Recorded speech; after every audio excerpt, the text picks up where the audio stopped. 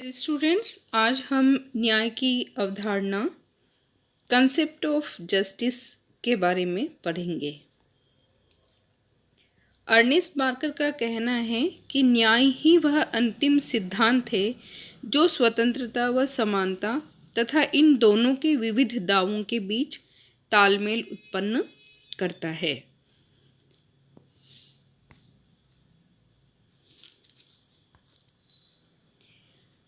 राजनीतिक चिंतन में न्याय की धारणा बहुत अधिक महत्वपूर्ण स्थान रखती है। पाश्चात्य और पूर्वी दोनों ही राजनीतिक दर्शनों में न्याय की धारणा को बहुत अधिक महत्वपूर्ण स्थान दिया गया है।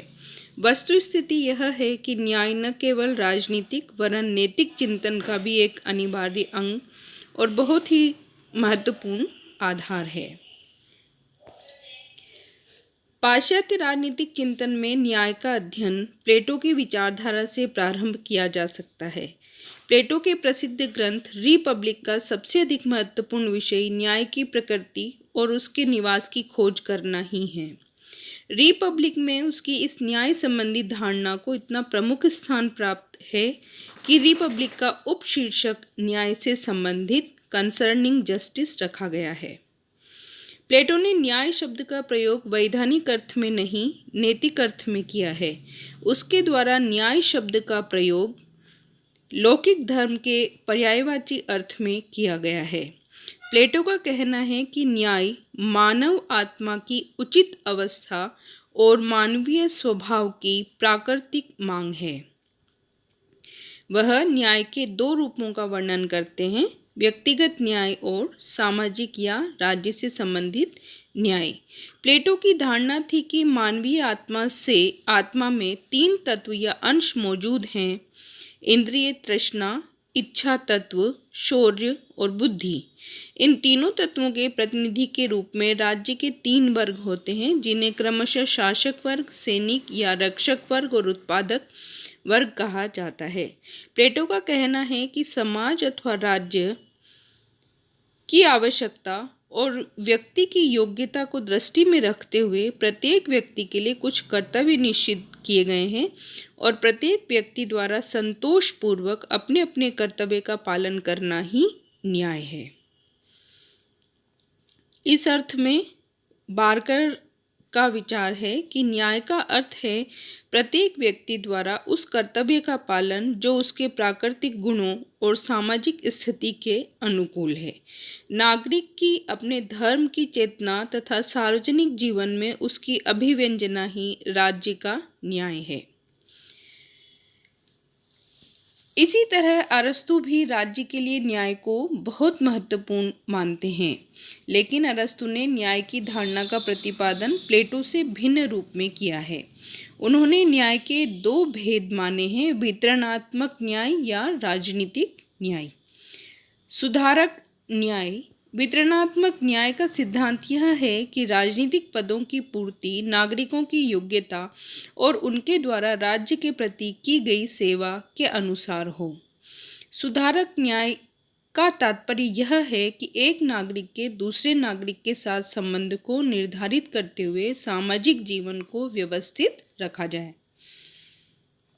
ऑगस्टाइन न्याय को ईश्वरीय राज्य का सर्वप्रमुख तत्व मानते हैं। उनका कथन है कि जिन राज्यों में न्याय नहीं रह जाता वे डाकुओं के झुंड मात्र कहे जा सकते हैं। उनके अनुसार न्याय एक व्यवस्थित और अनुशासित जीवन व्यतीत करने तथा उन कर्तव्यों का पालन करने में है जिनकी की व्यवस्था मांग करती है। इसी तरह थॉमस एक्विनास कानून और न्याय को परस्पर संबंधित मानते हुए न्याय की विवेचना करते हैं। ऑगस्टाइन और एक्विनास के बाद मध्य युग तथा आधुनिक युग के पश्चिमी राजनीतिक चिंतन में न्याय पर विचार व्यक्त किए गए हैं, लेकिन इस संबंध में प्राचीन धारणा और आधुनिक संबंध में आधारभूत अंतर है।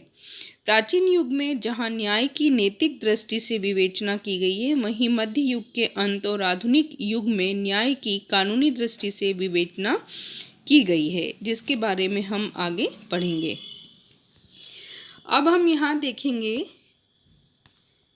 कि भारतीय राजनीतिक चिंतन यानी पूर्वी राजनीतिक चिंतन में न्याय की धारणा क्या रही है। भारत के प्राचीन राजनीतिक चिंतन में न्याय को अधिक महत्व दिया गया है और मनु, कौटिल्य, बृहस्पति, शुक्र, भारद्वाज, सोमदेव आदि सभी के द्वारा राज्य की व्यवस्था में न्याय को महत्वपूर्ण स्थान दिया गया है। इस संबंध में भारतीय राजनीतिक चिंतकों की विशेषता यह रही है कि उन्होंने प्राचीन युग में भी न्याय की उस कानूनी धारणा को अपना लिया था जिसे पश्चिम के राजनीतिक चिंतक आधुनिक युग में ही अपना सके। इस संबंध में मनु और कौटिल्य के विचारों का उल्लेख विशेष रूप से महत्वपूर्ण है। कौटिल्य समुचित न्याय प्रणाली को राज्य का प्राण समझते हैं और उनका विचार है कि जो राज्य अपनी प्रजा को न्याय प्रदान नहीं कर सकता वह शीघ्र ही नष्ट हो जाता है। उनके अनुसार न्याय का उद्देश्य प्रजा के जीवन तथा संपत्ति की रक्षा करना तथा असामाजिक तत्वों एवं अव्यवस्था उत्पन्न करने वाले व्यक्तियों को दंडित करना है। उन्होंने अर्थशास्त्र में 2 प्रकार के न्यायालयों का उल्लेख भी किया है, धर्मस्थीय न्यायालय और कंटक शोधन न्यायालय, जिन्हें वर्तमान समय में दीवानी तथा फौजदारी न्यायालयों के लगभग समान समझा जा सकता है। अब हम यहाँ पर न्याय की धारणा यानी कंसेप्ट ऑफ जस्टिस के बारे में डिटेल में पढ़ते हैं, उसका अर्थ समझते हैं। न्याय समाज दर्शन की एक ऐसी बुनियादी धारणा है जिस पर सामाजिक चिंतन के प्रारंभ से ही विचार होता रहा है।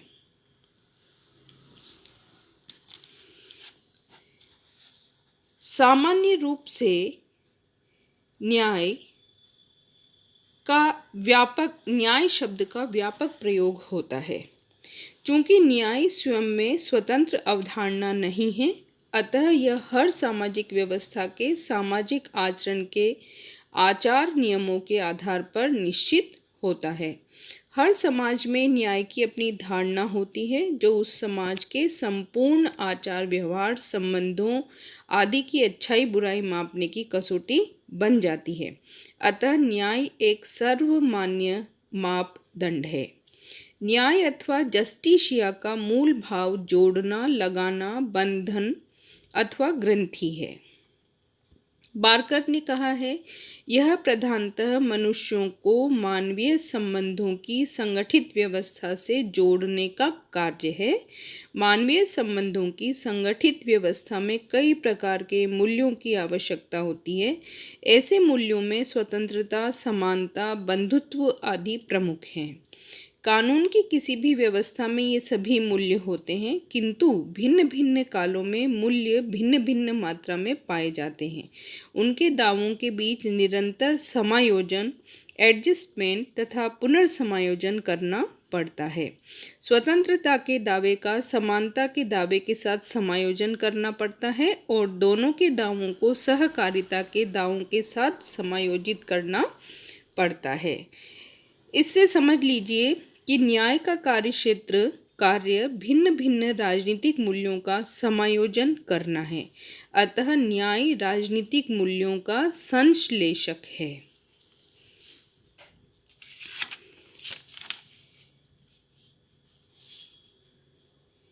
न्याय के आधार हम किसे कहेंगे, ये यहाँ पर मैं आपको बताना चाहूँगी कि जो न्याय है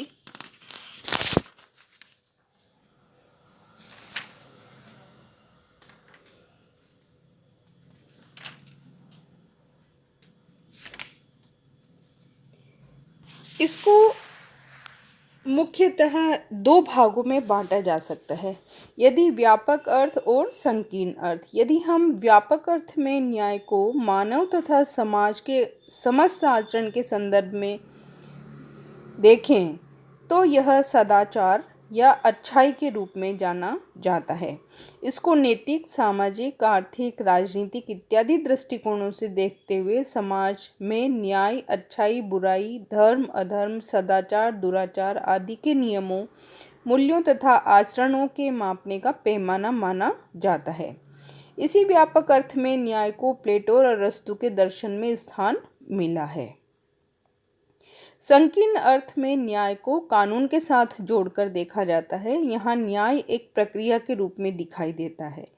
न्याय को व्यक्ति के रूप में देखा जाता है, अर्थात क्या व्यक्ति को उचित न्याय मिल रहा है या नहीं मिल रहा है। कानून बनाने के तरीके न्यायसंगत कानून, अदालती स्वतंत्रता तथा निष्पक्ष न्यायिक व्यवस्था, कानून तथा अदालतों के समक्ष प्रत्येक नागरिक की समानता इत्यादि के संदर्भ में न्याय को देखा जाता है।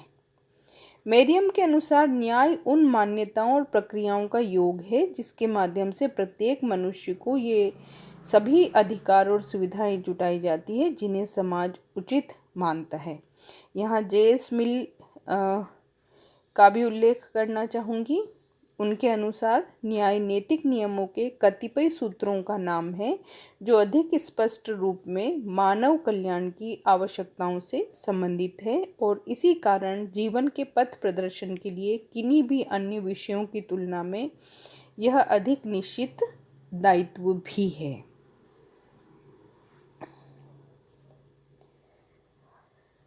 अब हम यहाँ न्याय के विविध रूप देखेंगे। परंपरागत रूप में न्याय की दो ही धारणाएं प्रचलित रही हैं, जैसा कि मैंने आपको यहाँ भी बताया, नैतिक या कानूनी। आज की स्थिति में न्याय ने बहुत अधिक व्यापकता प्राप्त कर ली है। आज कानूनी या राजनीतिक न्याय की अपेक्षा भी सामाजिक और आर्थिक न्याय अधिक महत्वपूर्ण हो गए हैं। न्याय की धारणा के इन विविध रूपों का उल्लेख निम्न प्रकार से किया जा सकता है। सबसे पहले नैतिक न्याय। परंपरागत रूप में न्याय की धारणा को नैतिक रूप में ही अपनाया जाता रहा है। इसके बारे में हम बात कर ही चुके हैं, जैसे कि इसके अंतर्गत इन बातों को सम्मिलित किया जाता है, जैसे सत्य बोलना, प्राणी मात्र के प्रति दया का बर्ताव करना, प्रतिज्ञा पूरी करना, वचन का पालन, उदारता, दान का परिचय देना। यह नैतिकता से संबंधित है।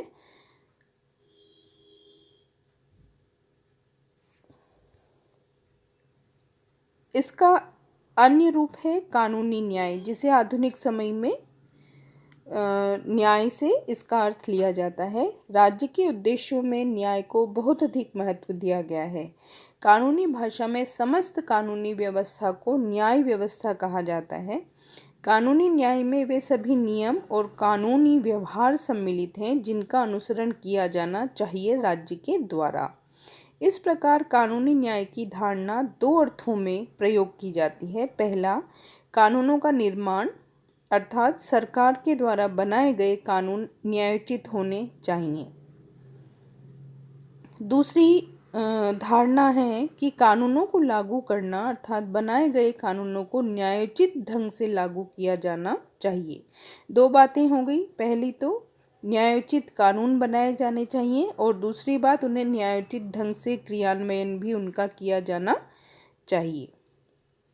इसका मतलब यह है कि जिन व्यक्तियों ने कानूनों का उल्लंघन किया है उन्हें दंडित करने में किसी भी प्रकार का पक्षपात नहीं किया जाना चाहिए। अब अन्य रूप, राजनीतिक न्याय। राजनीतिक व्यवस्था का प्रभाव समाज के सभी व्यक्तियों पर प्रत्यक्ष या परोक्ष रूप से पड़ता ही है।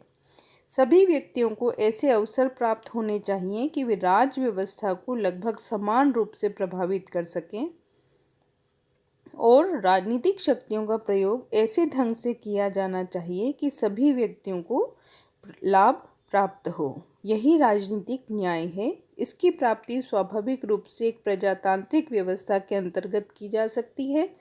प्रजातांत्रिक व्यवस्था के साथ राजनीतिक न्याय की प्राप्ति के कुछ अन्य साधन भी विकसित किए गए हैं, जैसे वयस्क मताधिकार, विचार, भाषण, सम्मेलन, संगठन आदि नागरिक स्वतंत्रताएं, प्रेस की स्वतंत्रता, न्यायपालिका की स्वतंत्रता, सार्वजनिक पद प्राप्त करने के लिए बिना किसी भेदभाव के अवसरों को प्रदान करना आदि। राजनीतिक न्याय की धारणा में यह बात भी निहित है कि राजनीति में कोई कुलीन वर्ग या विशेषाधिकार प्राप्त वर्ग नहीं होना चाहिए, विशेषकर लोकतांत्रिक संस्थाओं में। इसके बाद हम न्याय के अन्य विविध रूप को देखेंगे कि सामाजिक न्याय। इसका मतलब यह है कि नागरिक के बीच में सामाजिक स्थिति के आधार पर किसी प्रकार का भेद नहीं माना जाए और प्रत्येक व्यक्ति को आत्म विकास के पूर्ण अवसर प्राप्त हों। सामाजिक न्याय की धारणा में यह बात निहित है कि अच्छे जीवन के लिए आवश्यक परिस्थितियां व्यक्ति को प्राप्त होनी चाहिए और इस संदर्भ में समाज की राजनीतिक सत्ता से यह आशा की जाती है कि वह अपने विधायी प्रशासनिक कार्यक्रमों द्वारा एक ऐसे समाज की स्थापना करेगा जो समानता पर आधारित हो। वर्तमान समय में यह बहुत अधिक लोकप्रिय है और सामाजिक न्याय पर अधिकाधिक बल भी दिया गया है। इसी कारण मार्क्सवाद या समाजवाद के अन्य किसी रूप को अपना लिया जाता है। अब हम देखेंगे आर्थिक न्याय। आर्थिक न्याय सामाजिक न्याय का ही एक अंग है। कुछ लोग आर्थिक न्याय का तात्पर्य आर्थिक समानता से लेते हैं, किंतु व्यवहार में किसी भी रूप में यह संभव नहीं है। इसका तात्पर्य यह है कि संपत्ति संबंधी भेद इतना अधिक नहीं होना चाहिए कि धन संपदा के आधार पर व्यक्ति के बीच विभेद की कोई दीवार खड़ी हो जाए और धनी मानी व्यक्तियों द्वारा अन्य व्यक्तियों के श्रम का शोषण किया जाए। इसमें यह बात भी निहित है कि पहले समाज में सभी व्यक्तियों की अनिवार्य आवश्यकताएं पूरी होनी चाहिए, उसके बाद ही किन्हीं व्यक्तियों द्वारा आरामदायक आवश्यकताओं या विलासिता की आवश्यकताओं को पूरा किया जा सकता है। इस लक्ष्य को प्राप्त करने के लिए व्यक्तिगत संपत्ति के अधिकार को सीमित किया जाना आवश्यक है। अब हम संक्षिप्त रूप में यहाँ देखेंगे कि ये सभी न्याय के विविध रूप भारतीय संविधान ने भारतीय नागरिकों को किस प्रकार प्रदान किए हैं। भारतीय संविधान में न्याय के आदर्श की वही भूमिका है जो मंदिर में एक मंगल कलश की होती है। संविधान निर्माताओं द्वारा इस तथ्य को समझ लिया गया था कि सच्चे लोकतंत्र के लिए स्वतंत्रता और समानता की ही नहीं वरन न्याय की भी आवश्यकता होगी, क्योंकि न्याय के बिना स्वतंत्रता और समानता के आदर्श बिल्कुल व्यर्थ हो जाते हैं। संविधान की प्रस्तावना में सभी नागरिकों को राजनीतिक, सामाजिक, आर्थिक न्याय प्रदान करना लक्ष्य घोषित किया गया और इसके लिए अनेक कदम उठाए गए। संविधान के अनुच्छेद 19 में नागरिकों को 6 स्वतंत्रताएं प्रदान की गई। सामाजिक न्याय के आदर्श को अनेक रूपों में स्वीकार किया गया। संविधान के तीसरे भाग और चौथे भाग यानी मौलिक अधिकार और राज्य के नीति निर्देशक तत्वों में सामाजिक न्याय की प्राप्ति के लिए विभिन्न उपायों का उल्लेख किया गया है। अनुच्छेद 14, 15, 16, 17, 21, 23, 24, 41 से 47 तक जो विविध व्यवस्थाएं की गई है उनका लक्ष्य है सकारात्मक रूप से सभी नागरिकों को सामाजिक न्याय प्रदान किया जाए। इनके अंतर्गत काम, शिक्षा, लोक सहायता पाने का अधिकार स्वीकार किया गया है। अनुच्छेद 42 राज्य को जिम्मेदारी सौंपता है कि वह काम की उचित दशाएं बनाए रखने का प्रयत्न करेगा। अनुच्छेद 43 श्रमिकों के निर्वाह योग्य मजदूरी का प्रबंध। अनुच्छेद 44 नागरिकों के लिए समान व्यवहार संहिता। 45 बालकों के लिए निःशुल्क और अनिवार्य शिक्षा की व्यवस्था आदि व्यवस्थाएं भारतीय संविधान में की गई हैं।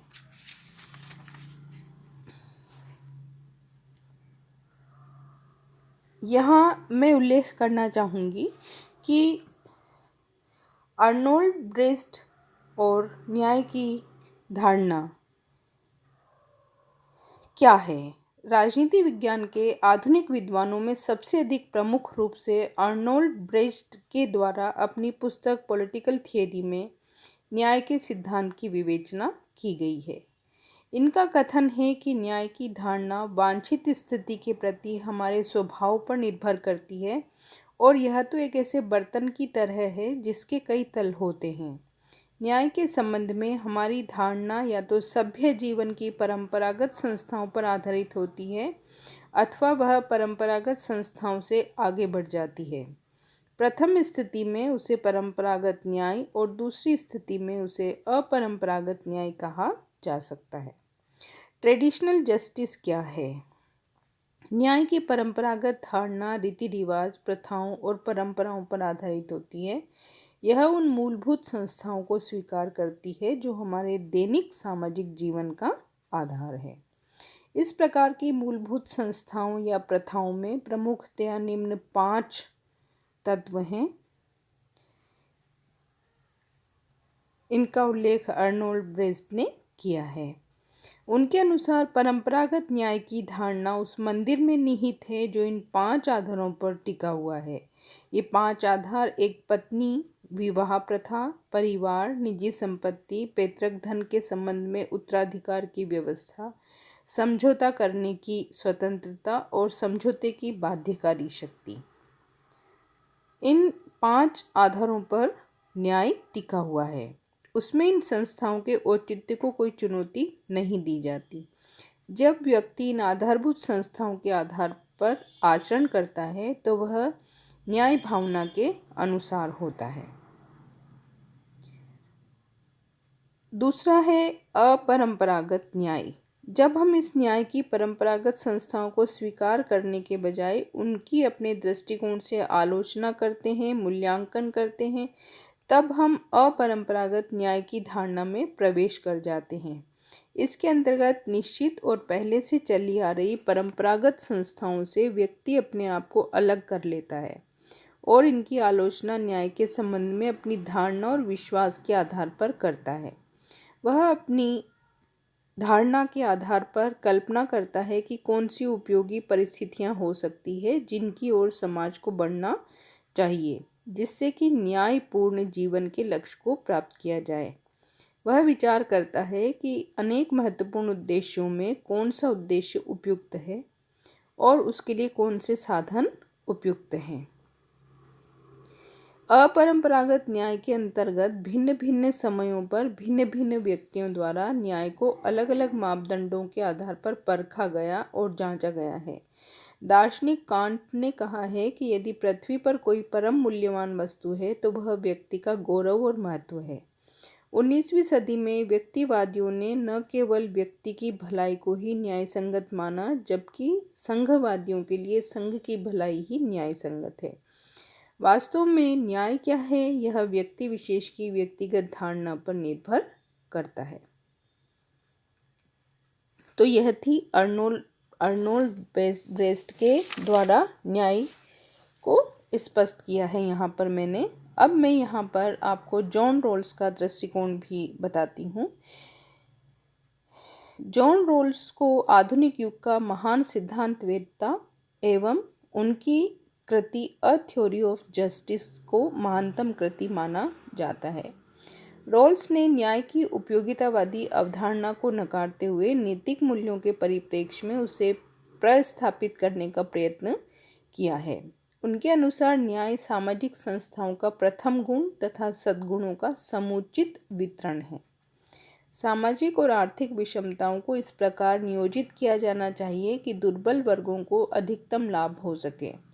वह उस विषमता का समर्थक है जिसे न्यायोचित ठहराया जा सके। वह उन परिस्थितियों को स्पष्ट करता है जिनके तहत विषमताओं को उचित माना जा सकता है। चूँकि प्राथमिक वस्तुएं सीमित हैं अतः उनका बंटवारा समान नहीं हो सकता।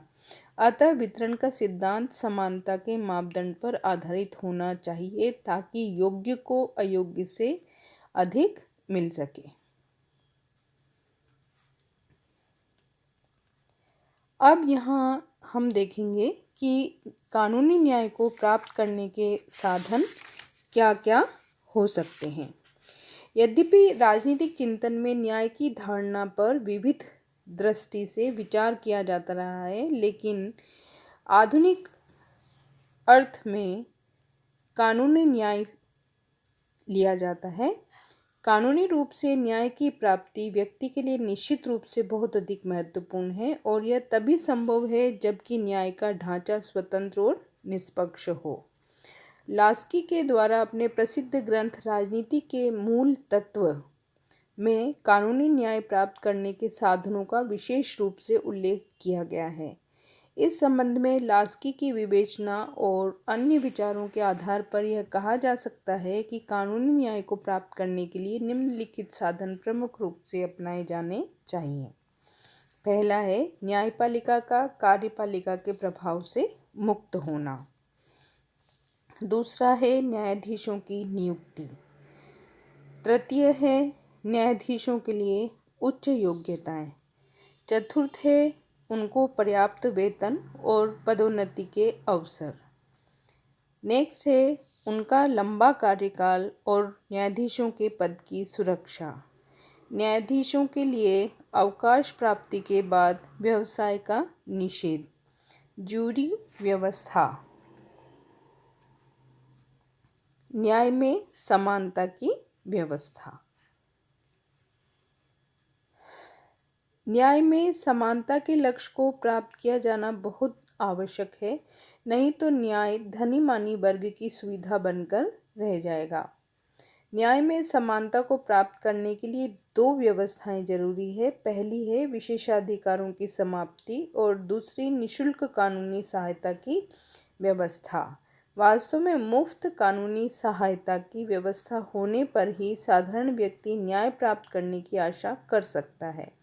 भारत में अभी हाल ही के वर्षों में मुफ्त कानूनी सहायता की व्यवस्था करने की कोशिश सफल रही है।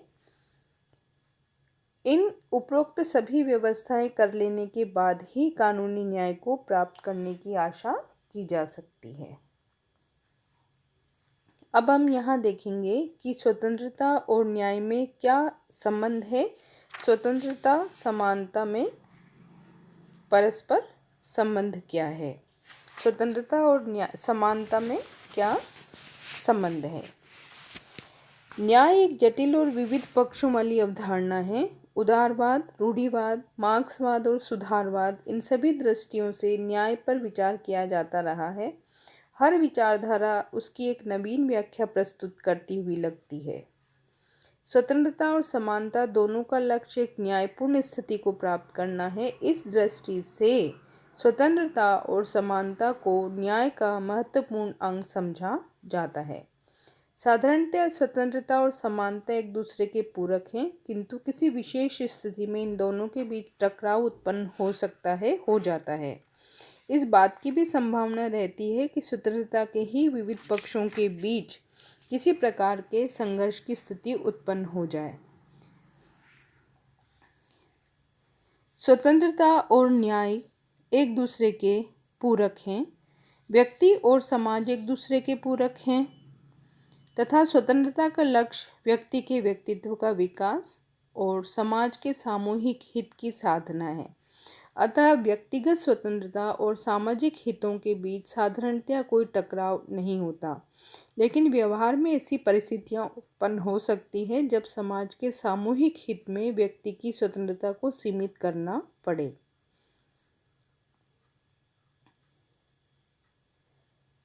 व्यक्तिगत स्वतंत्रता की मांग है कि किसी भी व्यक्ति को उस समय तक बंदी न बनाया जाए जब तक कि उसने किसी कानून का उल्लंघन न किया हो। गिरफ्तार करने के बाद उस पर मुकदमा चलाते हुए उसे अपने आप को निरपराध सिद्ध करने का अवसर दिया जाए। लेकिन युद्ध काल अथवा संकट की स्थिति में सरकार शत्रु देश के विदेशियों और अपने ही देश के ऐसे नागरिकों को जिनसे अपराध की आशंका हो बिना मुकदमा चलाए जेल में डाल देती है। शासन द्वारा किए गए इस प्रकार के कार्य व्यक्तिगत स्वतंत्रता के विरुद्ध हैं, लेकिन इनका इस आधार पर समर्थन किया जाता है कि यदि राष्ट्र की एकता, अखंडता और स्वतंत्रता के लिए संकट उत्पन्न हो गया है तो व्यक्ति के अधिकारों की दुहाई का महत्व ही क्या है।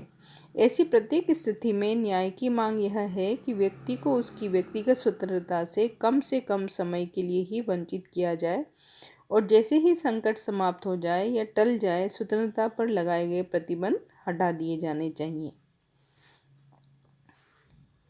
न्याय की यह मांग है कि राज्य व्यक्तिगत स्वतंत्रता की अपेक्षा सामूहिक हितों को अधिक महत्व दे और नागरिक स्वतंत्रताओं पर ये प्रतिबंध इसी आधार पर लगाए जाते हैं। कमज़ोर व्यक्तियों के हितों की रक्षा तभी संभव है जब राज्य इन कमज़ोर व्यक्तियों के हित में हस्तक्षेप करे और शक्तिशाली व्यक्तियों की गतिविधियों पर अंकुश लगाए। न्याय की मांग है कि स्वतंत्रता समाज के किसी एक वर्ग या विशेष व्यक्तियों को नहीं वरन समस्त मानव समुदाय को प्राप्त हो। न्याय का सिद्धांत स्वतंत्रता को व्यापक बनाने पर बल देता है और इस दृष्टि से स्वतंत्रता पर प्रतिबंध की ये स्थितियाँ न्याय संगत है। इसी तरह न्याय की अवधारणा समानता के सिद्धांत की भी पूरक है। इस बात की मांग करती है कि समानता के सिद्धांत को न्याय संगत रूप में लागू किया जाना चाहिए। समानता की मांग है कि सभी नागरिकों को बराबर बराबर अधिकार प्राप्त हों और उनके कर्तव्य भी एक जैसे हों। स्वतंत्रता और समानता आज के जीवन के महत्वपूर्ण सिद्धांत हैं। इन्हें अपनाना उचित और आवश्यक भी है, लेकिन व्यवहार में स्वतंत्रता और समानता के बीच टकराव की स्थिति या स्वतंत्रता के ही विविध रूपों में टकराव की स्थिति खड़ी हो जाती है।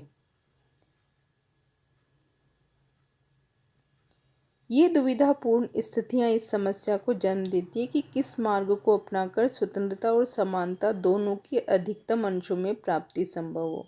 न्याय का सिद्धांत इस बात की मांग करता है कि ऐसी प्रत्येक स्थिति में संपूर्ण समाज के हित को ही सर्वोपरि समझा जाना चाहिए। इस दुविधापूर्ण स्थितियों का समाधान न्याय के आधार पर ही संभव है। जैसा कि बारकर के शब्दों में स्पष्ट करना चाहूँगी, न्याय का सिद्धांत न केवल व्यक्ति व व्यक्ति के बीच ही समन्वय पैदा करता है, बल्कि विभिन्न सिद्धांतों के बीच सामंजस्य उत्पन्न करने का भी एक साधन न्याय ही है। तो यहाँ आपको समझ में आ गया होगा। निष्कर्ष रूप में यहाँ मैं आप लोगों को बता देती हूँ कि न्याय जो है वह राजनीतिक दर्शन, कानून शास्त्र, नीति शास्त्र आदि अध्ययनों का एक महत्वपूर्ण विषय है और जब से मानव ने समाज तथा मानवता के बारे में विचार करना प्रारंभ किया है, तब से ही न्याय की अवधारणा पर भिन्न भिन्न दार्शनिकों ने विचार व्यक्त किए हैं। न्याय का अर्थ भी उसके विभिन्न पहलुओं के संदर्भ में अनेक प्रकार से समझा गया है। क्या न्यायपूर्ण है, क्या नहीं, इस विषय पर भी समय समय के साथ विचार बदलते रहे हैं। न्याय के नाम पर अनेक युद्ध, आंदोलन भी हुए हैं।